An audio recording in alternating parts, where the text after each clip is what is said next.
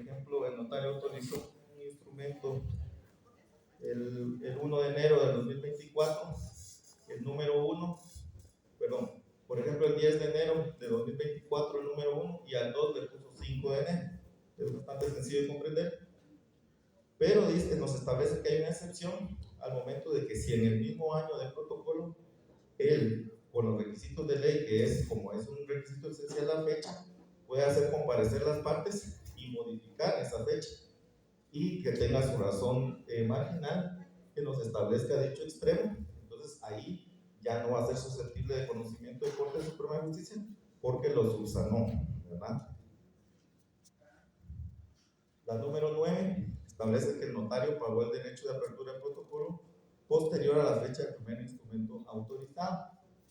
También establece una excepción del caso que el primer instrumento público se encuentre cancelado. Esto ya nos hablaba un poquito la licenciada Ramírez, en el sentido que es casi de las primeras cosas que revisamos al momento de la inspección, que el comprobante de apertura del protocolo sea anterior al primer instrumento público. ¿Por qué? En este caso, la Corte también nos ha establecido y en sus considerandos ha establecido que esta obligación del pago de derecho de apertura es una obligación administrativa que debe ser previa a la autorización del primer instrumento público y nos establece que incumplió una obligación de tipo administrativo, dado que el artículo 12 del Código Notariado prescribe el protocolo se abre con el primer instrumento que el notario autorice y el artículo 11 impone a los notarios la obligación administrativa de pagar el derecho de apertura del protocolo, ¿verdad? Y que el término derecho hace alusión a la facultad de hacer o exigir todo aquello que la ley o la autoridad establece. Y la expresión apertura precisa que es la acción de abrir, es decir, dar inicio a algo, entendiéndose que a través del pago de derecho de apertura del protocolo, el profesional queda autorizado para fraccionar el primer instrumento público, no debiendo calcular sin que previamente haya cumplido con ese requisito. Entonces, en ese sentido, la conclusión acá es de que no hay plazo para aperturar el protocolo. El plazo va a depender de la fecha en que ustedes deseen calcular el primer instrumento público. Por ejemplo, ustedes pueden aperturar el protocolo el 29 de diciembre y cerrarlo el 31, con tal de que hagan hecho el pago de apertura previamente, ¿verdad? Continuando con el listado, la número 9 establece que el notario pagó el derecho de apertura de protocolos. La número 10, el notario tuvo impedimento legal, sin embargo, calculó los siguientes instrumentos. Aquí pues es bastante sencillo también de comprender. Por ejemplo, cuando hemos faltado al cumplimiento del régimen de avisos establecido en el artículo 37, de no dar nuestros avisos trimestrales, de no extender nuestros testimonios especiales durante el trimestre, automáticamente vamos a caer en el listado de notarios con impedimento para ejercer la profesión, y entonces pasa a veces de que el notario no se percata que salió en el listado y sigue calculando. Entonces, durante ese lapso calculó un instrumento o varios, entonces esa es la infracción precisamente. Y pues aquí se violentan los artículos 4, inciso 4 y 37, inciso 5 del Código Notarial, ¿verdad? Entonces, en ese sentido, el instrumento, la Corte nos ha dicho también que el instrumento sigue siendo válido, no se afecta el contenido del instrumento, porque las partes no son las que tienen la obligación de percatarse que el notario esté hábil para controlar. Esta es una obligación de nosotros como notarios, ¿verdad? Y también ha establecido de que el listado está para que lo verifiquen los notarios y cualquier persona, y no es susceptible de notificación personal, como han atacado los notarios que han sido afectados con esta disposición en varios recursos, ¿verdad? Y lo que les decía, hay un inciso 11 donde podemos adicionar cualquier otra observación que no esté en este listado en específico.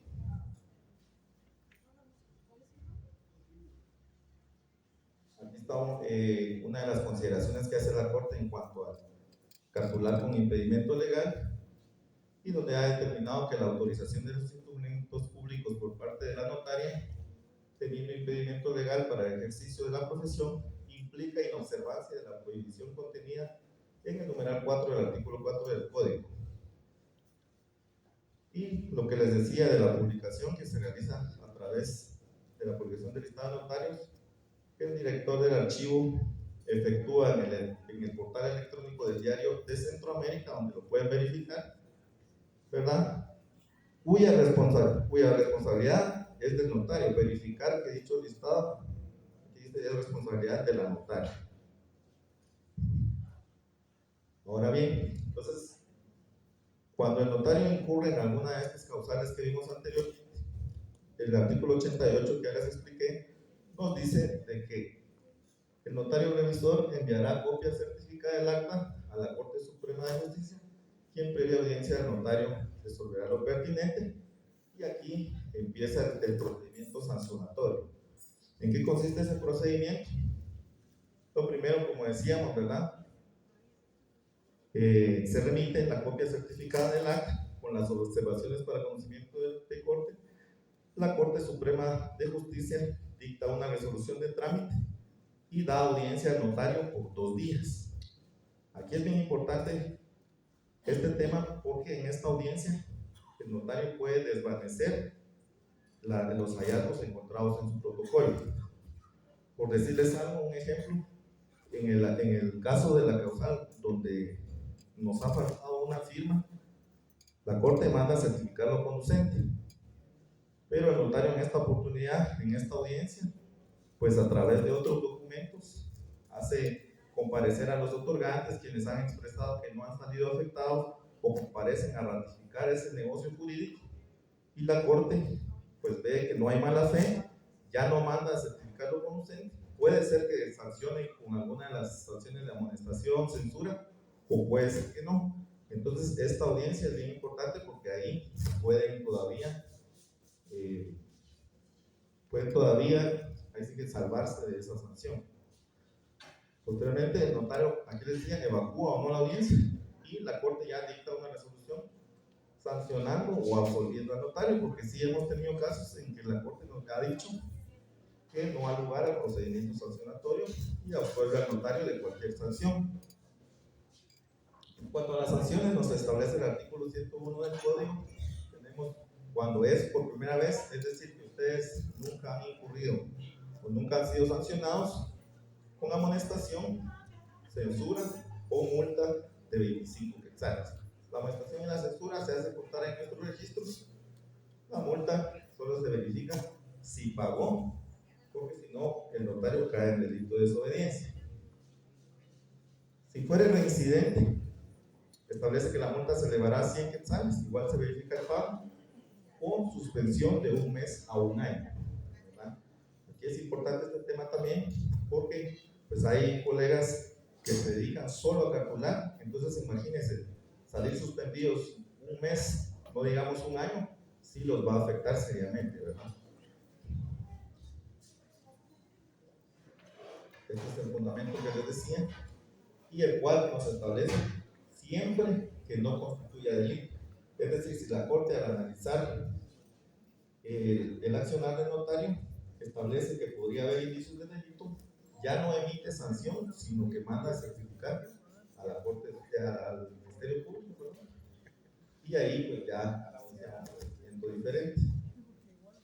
Entonces, para hablarles un poquito, la reincidencia, según sentencias de la Corte de Constitucionalidad, establecen la reiteración de varios errores o hierros, como establece, ¿verdad? Establece la reincidencia incluso con la frecuencia con la que se realizan determinados actos. Lo que traducido al ámbito jurídico se traduce en la cantidad de número de veces con los que ocurre un suceso que tiene efectos y consecuencias legales y que tal circunstancia debe acaecer por lo menos en 2 ocasiones. Y en el ámbito del derecho notarial, la misma sentencia nos establece de que no necesariamente tiene que ser el mismo error. Es decir, ustedes en el 2023 pagaron el derecho de apertura de forma posterior al primer instrumento, fueron sancionados, y ahí en el 2024 tienen otra infracción, por ejemplo, les hacía falta una firma en un instrumento, no es la misma infracción, pero no se necesita, dice la Corte, que sea la misma. sino que lo que se busca ahí es el reiterado incumplimiento en el correcto ejercicio de la función notarial. Entonces, no se confíen de que este año es otra la infracción, igual ya van a ser reincidentes. Después que la Corte emite la resolución sancionando o no, pues lo que ustedes tienen a la mano es el recurso de responsabilidad. Este recurso se tramita a través de la vía de los incidentes, de acuerdo a la ley del orden judicial. Aquí un dato importante nada más es de que, según sentencias también de la Corte, únicamente el plazo para interponerlo, vamos a observar el plazo contenido en la ley de lo contencioso administrativo para los recursos administrativos, que es de 5 días, es decir, solo para la interposición. Ya para la tramitación va a ser a través de la vía de los incidentes. El trámite es sencillo, ¿verdad? Se da una audiencia por 2 días a nosotros, a la unidad, como denunciantes, podríamos decir. Hay un periodo de prueba de 8 días y la resolución en 3 días. Y aquí lo importante es de que aquí termina el procedimiento sancionatorio y ya únicamente contra esa resolución de recurso de responsabilidad, pues ya está la acción de amparo. Este fundamento del plazo de 5 días que les indicaba, está el número de expediente de la Corte de Constitucionalidad, por si lo quieren revisar, es el 5562-2015, y ahí nos establece la razón del porqué. Una vez acabado este procedimiento, es importante que si fue el caso de que ustedes fueron sancionados con suspensión en el ejercicio de la profesión de 1 mes o a 1 año, cumplido ese lapso, pedir a la Corte Suprema de Justicia